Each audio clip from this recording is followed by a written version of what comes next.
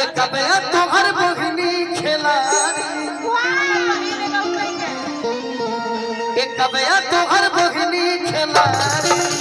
हाय राम रोकेली मोटा गाड़ी जोन गावे में तुमने सुन करो इशारा गावे में अच्छा कि बड़ा रे दिन हम क्या बोले आप ही ना बोले वो गाओ तो बेटा हम का कुछ बोल रहा हम तो बोल लियो कोलिया में साड़ी देली उघारी हाय राम रोकेली मोटा गाड़ी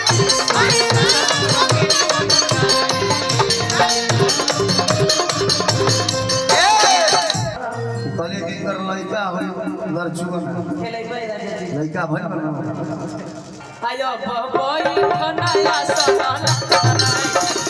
सिया राम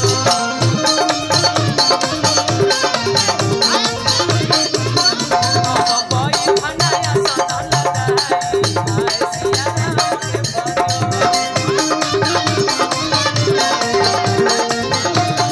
अरे अभी मंच पे बात कर रहे हैं देखले बड़ सब सब देखते कृष्ण है एकरा बाद ए बाबू क्यों कुछ बोलना सिया सच में आज बहुत दिन बाद इनसे मुलाकात हो रहा है तो हम अपने दिल की बात कर रहे हैं पर्सनली रिश्ता का बाबा जो हमने की व्यक्तिगत अरे गाना ना मंच पर सब हो जाने लगे नीचे सब एक हो जाने मंच पे हमर जीजा होगा अब बड़ा रे दिनन पर दर्शन दिहलाए चंदन भड़ुआ अरे रमावा तीखन कोई हो हम तो सही नहीं बोले मन हम गावे के बनी के बीमारी दिलू काम है बबुआ कहेंगे तो कहेंगे बोले जरूर कहो अरे बड़ा रे दिनन पर दर्शन दिहलाए चंदन भड़ुआ आयो बबई खनाया सदाना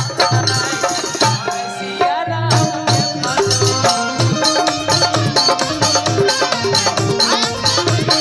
बबई खनाया सदाना सिया राम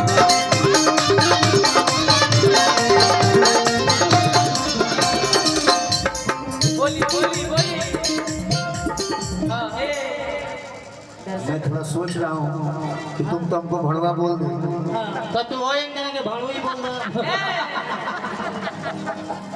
लेकिन इधर माँ बहन लोग बैठी है तनी बड़ी सोचे को पड़ता है लेकिन जब इला जाते नहीं तो हम काहे के ला जाए हाथ उठाओ तो बोली कि ना बोली हाला करके बताओ जो बोली देखो इशारा हो गया मेरा भी इशारा था तुम्हारा तो इशारा हो ही गया ये मंगल कार्य है इसमें बुराई भी नहीं है ठीक है और आप इकलौते कलाकार जो इतना कलेक्शन रखते हैं लड़का हो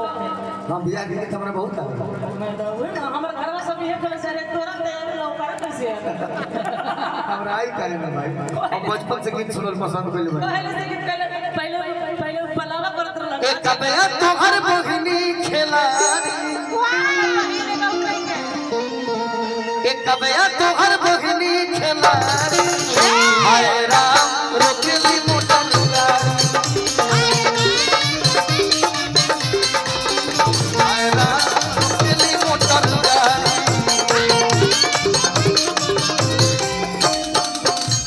बलिया में एथी देली उघारी बलिया में एथी देली उघारी और बदतमीज लड़की यार हम लिहाज कर दे ढाका मारती यही ना बोले बुखारी दम अब तो मन को ना हमरा बोलाएंगे पड़ी कि बोले हमें साड़ी देली उघारी हाय राम रोकेली मोटर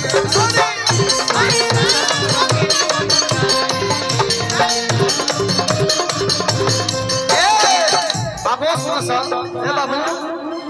की आवारा के देली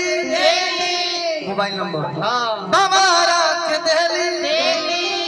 हिंदू के छोड़ मुसलमान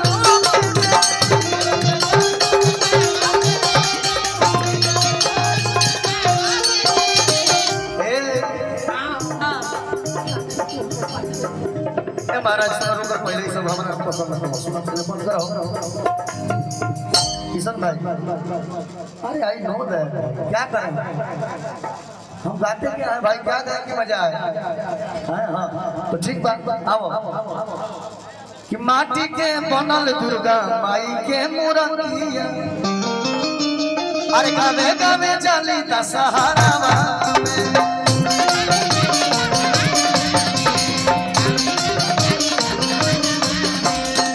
और कुछ कहता सुनो ये लय है लेकिन बात कहाँ गई देखो गीत तू गावल सोनारा वाला कौन कहावा के अरे वो सोनार वाला कौन गाना गावे राह